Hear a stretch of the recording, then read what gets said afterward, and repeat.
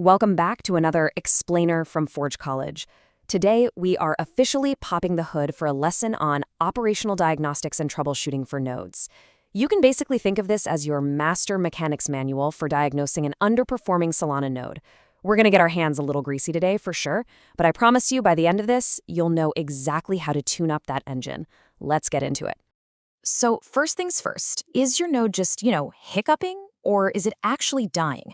Coming off our last deep dive into RPC versus consensus nodes, we saw how RPC traffic creates these rapid-fire CPU specs, right? While consensus duties give you this heavy, sustained load. But when the engine really starts smoking under all that pressure, how do we deduce the actual root cause? How do we separate the random operational noise from a legitimate mechanical failure? Well, here is our mechanics blueprint for the day. We'll start with Section 1, the node diagnostic mission. Then, Section 2, essential high-signal indicators. Section 3, extracting the evidence. Section 4, interpreting the symptoms. And finally, Section 5, building the debug report. Okay, jumping right into Section 1, the node diagnostic mission. Our whole goal here is simple, but it is absolutely crucial. We need to shift away from just staring blankly at abstract system metrics and move towards identifying concrete root causes. We want to stop guessing. We want to stop blindly restarting services just hoping it fixes things and start assembling an actionable service bill that actually targets the underlying problem. And we do this by building a debug report. This is basically a concise diagnostic file containing log archives, metric snapshots, performance indicators, and a solid root cause hypothesis. It's a non-destructive artifact. You build it by reading state, not changing it, so you can assemble a remediation plan that actually works. Which brings us to Section 2, essential high-signal indicators. Before we start tearing the engine apart, we kind of need to know what thresholds should actually trigger the alarm bells in the shop, right?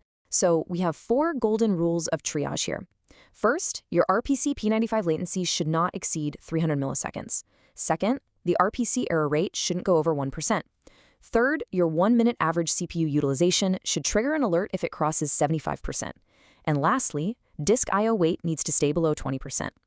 If these gauges hit the red line, your node is officially sick. Let's isolate a couple of the most critical ones here. Okay, 300. Seriously, burn this number into your brain. 300 milliseconds is the absolute ceiling for your 95th percentile RPC latency. If 5% of your requests are taking longer than this to process, your users are definitely starting to feel the pain. The blockchain itself might be blazing fast, but if your gateway is dragging its feet, yeah, that is a huge problem. And here is your other magical number, 1. A 1% error rate is your maximum allowable threshold for RPC requests. Literally, if more than 1 out of every 100 requests is throwing an HTTP 500 level error, you need to pull that node over for an immediate inspection. At that point, it's not just a transient glitch anymore, it's a persistent symptom of a much deeper issue. Moving right along to Section 3, extracting the evidence. All right, now it's time to get our hands dirty. But remember, we're investigators at a crime scene here, not wrecking balls.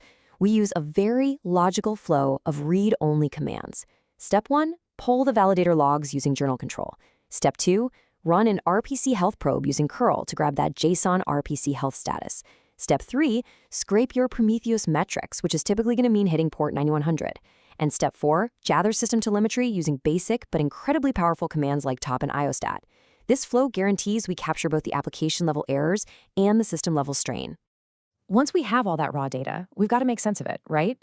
So what we do is run a lightweight Python parser, like an analyze.py script, against our raw performance samples. Its sole job in life is to crunch those numbers and calculate those crucial latency and error gauges we just talked about. It essentially takes a massive, unreadable dump of performance samples and distills it into 2 crystal clear actionable numbers. After we've gathered and parsed everything, we package the evidence. We take the validator logs, the RPC health JSON, the node metrics, the system top output, and the iostat text, and we zip it all up cleanly into a single .tgz archive. This locks down all our raw artifacts for post-mortem analysis. That way, when someone asks, hey, how do you know the disk was failing? You just hand them this archive. Case closed. Next up is Section 4, interpreting the symptoms. Now it's time to put on that master mechanic hat and actually connect the dots between our symptoms and the root causes.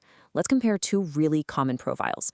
In one scenario, we've got a high error rate combined with low CPU. Think of this like a totally overworked receptionist. The underlying hardware isn't stressed at all, but the application-level RPC thread pool is absolutely exhausted, so it's just dropping calls left and right. In a completely different scenario, we have high CPU combined with high disk weight.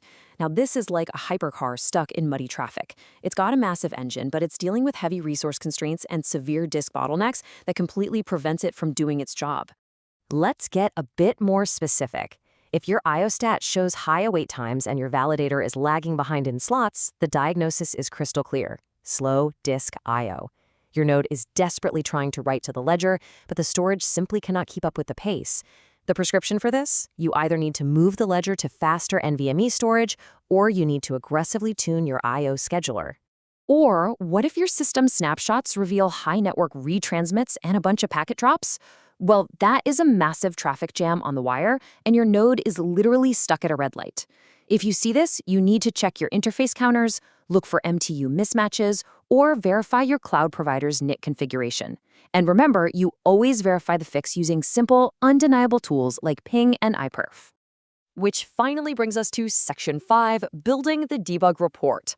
We've investigated, we've interpreted all the symptoms, and now it's time to compile our paperwork and write up the final service bill. To be useful, your final debug report needs these 4 specific components. First, evidence snippets, so the actual logs and metrics. Second, an indicators table clearly displaying your P95 latency and error rate. Third, your educated root cause hypothesis. And fourth, a concrete remediation and verification plan. This report has to concisely cross-check your application hypotheses with those system-level measures, offering concrete fixes and explaining exactly how to verify they worked. I want to leave you with this one core principle today: tie symptoms to evidence. Never just guess. Always link what you're seeing to the hard data you extracted.